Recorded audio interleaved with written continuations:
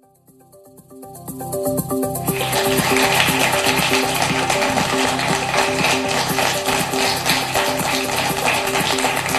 आज कचहरी में हमारे साथ जुड़ रहे हैं बेहद खास मेहमान, पूर्व केंद्रीय मंत्री, बीजेपी के वरिष्ठ नेता, सांसद और पाकिस्तान को दुनिया भर में एक्सपोज करने के लिए गए डेलीगेशन के चेयरमैन रहे रविशंकर प्रसाद जी। जोरदार तालियों के साथ स्वागत कीजिए उनका। रविशंकर प्रसाद सर, प्लीज वेलकम।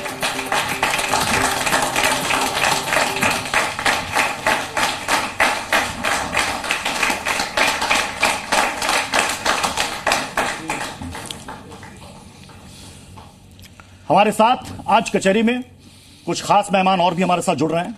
हमारे साथ हैं राकेश उपाध्याय जी, वरिष्ठ पत्रकार, विनोद अग्निहोत्री जी, वरिष्ठ पत्रकार, अनंत विजय सर हैं हमारे साथ हैं, विजय त्रिवेदी सर हमारे साथ हैं, अक्कू श्रीवास्तव हमारे साथ हैं और शंभुनाथ शुक्ला सर हमारे साथ हैं। सभी वरिष्ठ पत्रकार हैं। जोरदार तालियों के साथ स्वागत है।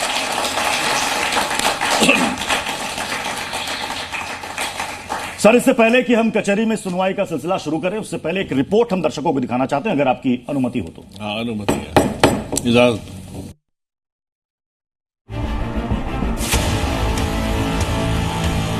केंद्र में बीजेपी की अगुवाई वाली सरकार के 11 साल पूरे करने पर पार्टी बड़ा अभियान चला रही है, लेकिन विपक्ष के पास बीजेपी के लिए कई बड़े सवाल हैं। 11 साल जुमले बेमिसाल, हालत खस्ता हाल, ये असलियत है। इतना ही नहीं, ऑपरेशन सिंदूर को बीजेपी और केंद्र सरकार एक बड़ी उपलब्धि बता रही है। 6 मई की वो रात पाकिस्तान के आतंकियों पर कयामत बरसी थी, जबकि कांग्रेस का दावा है कि पीएम मोदी अमेरिका के आगे झुक गए हैं। नरेंद्र सरेंडर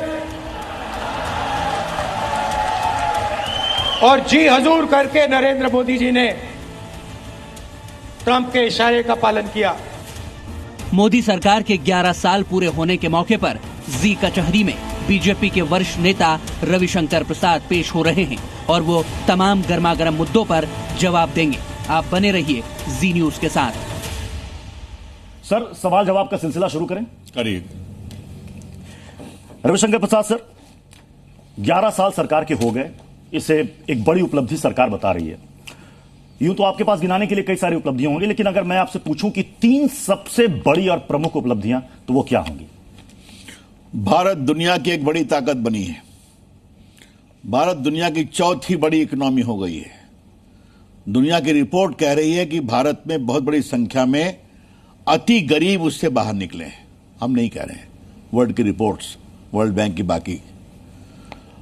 आज भारत एक उदयमान, स्वाभिमानी, संकल्पित भारत है जो पाकिस्तान में घुसकर मारने की ताकत रखता है।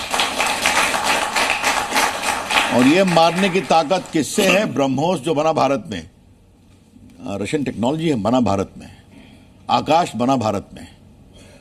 तो आज ये भारत दिखा रहा है कि हम बिना तुम में घुसे हुए भी घुसकर आतंकवादियों को मार सकते हैं। और ये मैं यूरोप घूम करके आया हूं, भारत के प्रति कितना आदर आकर्षण बढ़ा है ये तो हम देख रहे हैं। लेकिन एक बात जो मुझे दुनिया में एहसास हुआ, जो मैं आपने कहा, ये जो डिजिटल पावर के रूप में जो भारत इमर्ज किया है। मैं देश का 8 साल आईटी मिनिस्टर रहा हूं, संचार मंत्री रहा हूं।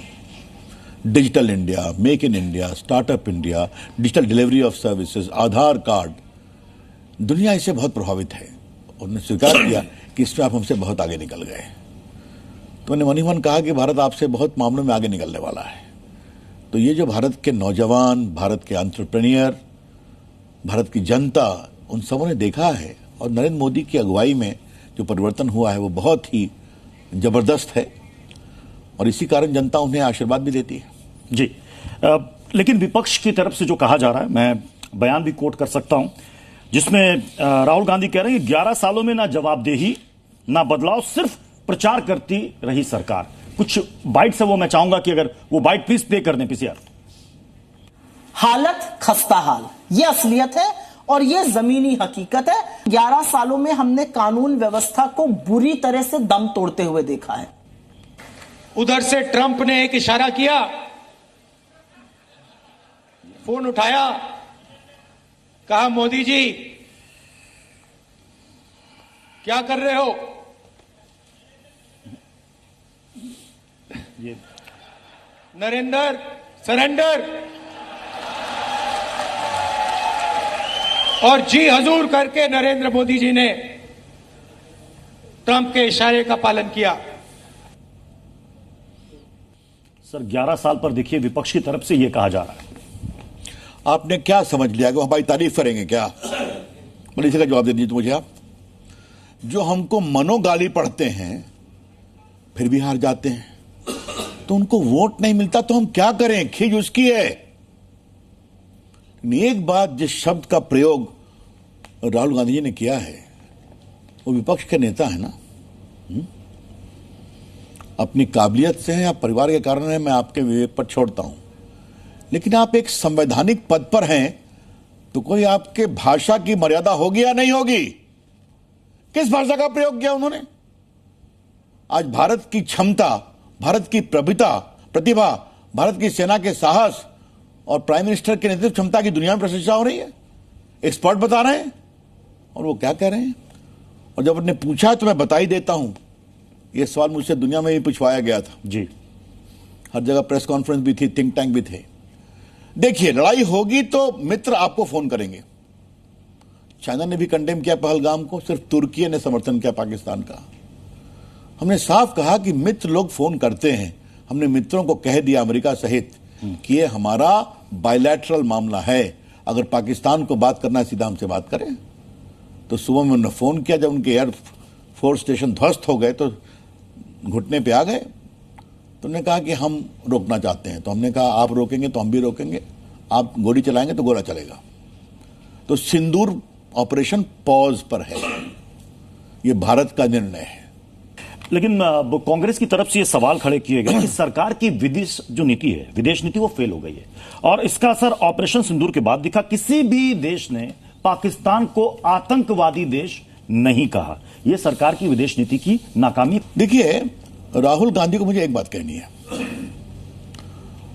भारत की विदेश नीति क्या है और भारत की विदेश नीति कितनी सफल है, वो शशि थरूर से पूछें, वो हमारे तिवारी जी से पूछें, चंडीगढ़ के सांसद मनीष तिवारी से, वो पूछें आनंद शर्मा से, वो पूछें सलमान खुर्शीद से, जो सभी कांग्रेस के बड़े नेता, पूर्व मंत्री, विदेश मंत्री वो जो गए थे, उन्होंने भारत की क्या छवि रखी, क्या छवि देखी और आतंकवाद पर पाकिस्तान को कितना बेनकाब किया और भारत की विदेश नीति कितनी सफल है, ये उन्होंने कल बताया भी। मैंने राहुल गांधी को एक बार सदन में उनके सामने कहा था, तो उन्होंने कहा था कि 5-6 साल में व्यक्ति युवा हो जाता है और तपस्या करने से गर्मी आती है। तो फिर मेरा भाषण था, हमने कहा आपको कौन पढ़ा रहा है, आप तो होमवर्क करते नहीं हैं, तो अपना ट्यूटर बदलिए। तो राहुल गांधी को विदेश नीति के बारे में सर अपना ट्यूटर बदलने की जरूरत है, जो भारत की विदेश नीति को सही बात कहे। देश के अंदर जो विपक्ष की तरफ से ऑपरेशन सिंदूर को लेकर के जो बयान दिए जा रहे थे, आप जब डेलीगेशन में वहां पर गए तो आपके मन में कभी ऐसा नहीं लगा कि ये वही विपक्ष पार्टी के नेता हमारे साथ ऐसा ना हो कि यहां पर आकर के भी कुछ ऐसे बयान दे दें? देखिए, आपको बताएं, यही हमारी और उनकी ट्रेनिंग में फर्क है। हम लोग को ट्रेन किया अटल बिहारी वाजपेयी, लाल कृष्ण आडवाणी ने, नरेंद्र मोदी ने। जाओ, ये नेता बनाया था ना। और आज मैं आपके सामने कह सकता हूं, जब हम लोग वियना पहुंचे तो समन एक स्वर से कहा कि रवि जी आपने बहुत अच्छे लीडर के रूप में बिहेव किया, सबको मौका देना है। और उन्होंने हमारे सामने कहा कि हम लोग भारत में विरोधी हैं, यहां हम लोग का स्वर एक है, हम लोग भारतीय हैं। यही तो हमारे लोकतंत्र की खूबसूरती है ना। और मैं बाकायदे परिचय कराता था, ये देखो कांग्रेस के हैं, ये पंजाब से हैं, ये कश्मीर से हैं, ये मुंबई से हैं, ये थम्बीदुराई दक्षिण से हैं। अलग भाषा, अलग वेश, फिर भी अपना एक देश। यही तो अपना देश है ना। 11 साल हो गए आपकी सरकार के और आप कानून मंत्री भी रहे, आप वरिष्ठ वकील भी हैं सुप्रीम कोर्ट के, लंबा आपका अनुभव है, श्री रामलला के भी आप वकील रहे हैं। ये जुडिशियल एक्टिविज्म पर आप लोग कुछ कह नहीं पाते? कभी सुप्रीम कोर्ट राज्यपाल को कुछ कह देता है, कभी राष्ट्रपति की सीमा तय कर देता है। जब संविधान ने ये सीमाएं तय कर दी हैं तो फिर ऐसा क्यों होता है? और दूसरा एक इसी से जुड़ा हुआ प्रश्न है कि जेटली जी के समय में जब वो कानून मंत्री थे, जहां तक मुझे याद है, तो एनजेएसी की संकल्पना मैं लाया था। अच्छा, आप लाए थे जी। तो उसमें क्या दिक्कत है सर? मतलब सरकार से सारी सुविधाएं भी आप लेंगे, वेतन भी लेंगे, और जैसे ही विधायिका और कार्यपालिका आपके चयन में आएगी तो आप कहेंगे विश्वसनीयता का संकट है। तो ये जो चीज है न्यायपालिका को लेकर, एक शानदार वकील होने के नाते आपकी राय जानना चाहता हूं। जज साहब, बहुत कड़ा सवाल पूछा गया है, लेकिन पूछा है तो मुझे इसका जवाब देना पड़ेगा। देखिए, हमने कई बार संसद के अंदर कहा है कि सुप्रीम कोर्ट ने जो बेसिक स्ट्रक्चर थ्योरी रखा है उसमें इंडिपेंडेंस ऑफ जुडिशरी भी रखा है, सेपरेशन ऑफ पावर भी रखा है। और सेपरेशन ऑफ पावर का मतलब यह है सरकार वही चलाएंगे जो सरकार जनता के द्वारा चुने जाते हैं, और वो सदन के प्रति अकाउंटेबल होंगे। माय लॉर्ड्स का काम, मैं विनम्रता से कहूंगा, निर्धारण करना है, डिफाइन करना है, इंटरप्रेट करना है। माय लॉर्ड्स का काम गवर्न करना नहीं है। I am very clear about it. वैसे मैं कहूंगा कि भारत के लोकतंत्र को मजबूत करने में जुडिशरी ने बड़ा काम किया है। रवि जी, मेरे दो छोटे छोटे सवाल हैं। एक सवाल तो ये है कि आप चूंकि इतने वरिष्ठ नेता हैं और अटल जी की सरकार में भी आप मंत्री रहे, आपने वो दौर भी देखा है जब कोलिशन गवर्नमेंट्स थी। क्या वजह है कि पिछले 10-12 सालों से विपक्ष और पक्ष के बीच में जो संवादहीनता और दूरी बनी है, जो पहले एक राजनीतिक प्रतिद्वंदिता होती थी, आज एक राजनीतिक शत्रुता में क्यों बदल गई है? देखिए, इसके दो कारण हैं। तो आपने इतने भारी भरकम पत्रकारों को बिठाया हुआ है कि मैं नर्वसा रहा हूं बिहारी भाषा में बोलना चाहूं तो। देखिए, एक बात मैं कहूंगा, समस्या राहुल गांधी है। बहुत ब्लंटली बोल रहा हूं, कांग्रेसी भी हमारे मित्र हैं ना, तो क्या करें? सुनते नहीं, तो सुनाया करें आप उनको। ये एक बहुत बड़ी समस्या है। और उसके अंदर और समस्या क्या है? तू नरेंद्र मोदी कहां से प्रधानमंत्री बन गया? ये तो मेरा हक था ना। ये जो इंटाइटलमेंट है उसके कारण। तो मैं एक ही बात कहूंगा, अग्निहोत्री जी, आप भी बहुत वरिष्ठ पत्रकार देश के हैं। अब जनता उनको वोट नहीं देती तो हम क्या करें? अब 24 में थोड़ा हमारी सीट कम आई तो लगे डफली बजाने, Narendra Modi controlled and contained. कभी कभी अंग्रेजी लिख के दे देते हैं कुछ लोग उनको।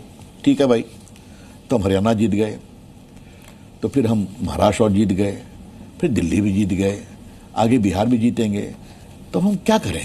आपने ऑपरेशन सिंदूर पर 2 शब्दों का इस्तेमाल किया। एक कहा कि सरकार ने कहा एनफ इज एनफ।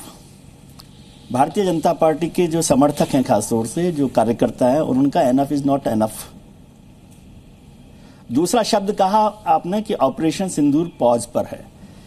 ज्यादातर मैं भारतीय जनता पार्टी के समर्थकों की बात कर रहा हूं। सरकार ने जो किया वो बहुत अच्छा किया, सेना ने जो किया बहुत अच्छा किया, लेकिन उन्होंने कहा कि हमारे पास मौका था पीओके को कब्जा करने का, हम ऐसी मजबूत स्थिति में थे, आज भी मजबूत स्थिति में है। तो चलिए, वो जिस दिन आपने सीज फायर किया उस दिन तक तो पीओके नहीं हुआ। अब ये पॉज बटन किसी दिन खुलेगा तो क्या पीओके पर कुछ होगा? प्रधानमंत्री ने स्पष्ट कहा, आगे से आतंकवाद की कोई भी घटना होगी तो वो वॉर के समान होगी, और उसका उत्तर वॉर की तरह ही दिया जाएगा। पाकिस्तान शांत है ना, उसके बाद होगा तो कार्रवाई होगी। और प्रधानमंत्री जी ने अपने भाषण में साफ कहा है, आगे बातचीत होगी तो आतंकवाद पर होगी और पीओके के अनधिकृत कश्मीर के कब्जे पर होगी। तो ये तो हमारे प्रधानमंत्री ओपनली बोल चुके हैं। तो पॉज को आप परमानेंट मत मानिए। It is subject to the good behaviour of Pakistan in terrorism. Shambhunath Shukla sir, आपका सवाल।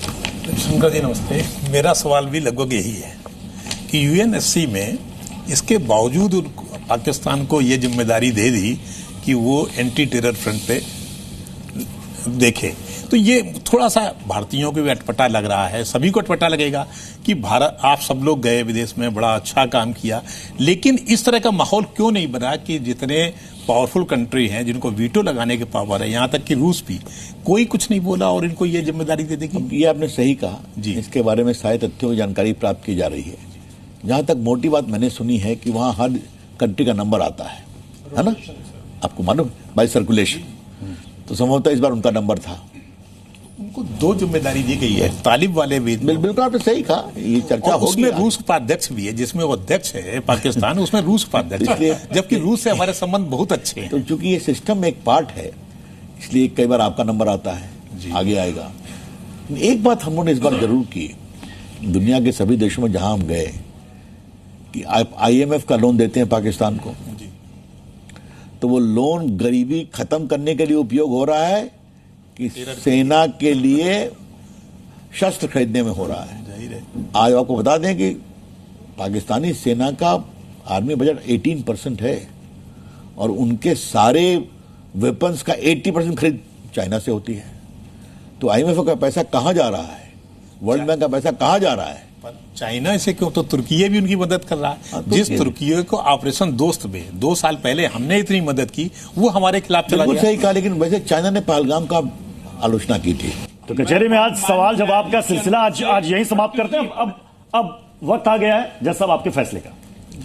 ये सांसद और वरिष्ठ नेता रविशंकर जी को सुन के बड़ा अच्छा लगा और हमें आप पे गर्व है। आपने डेलीगेशन लीड की और देश का वैभव ऊपर आपने बढ़ाया और वरिष्ठ पत्रकारों के आपने बड़े अच्छी तरह जवाब दिए। आप इसके लिए बधाई के पात्र हैं और जो ऑपरेशन सिंदूर कामयाब हुआ उसको आपने देश के आगे रखा, ये बहुत बड़ी बात है। हम आपका धन्यवाद करते हैं इस बात के लिए। धन्यवाद। थैंक यू सर, बहुत शुक्रिया। तो आज कचहरी में बस इतना ही, फिर मुलाकात होगी अगली सुनवाई में। आप देखते रहिए जी न्यूज।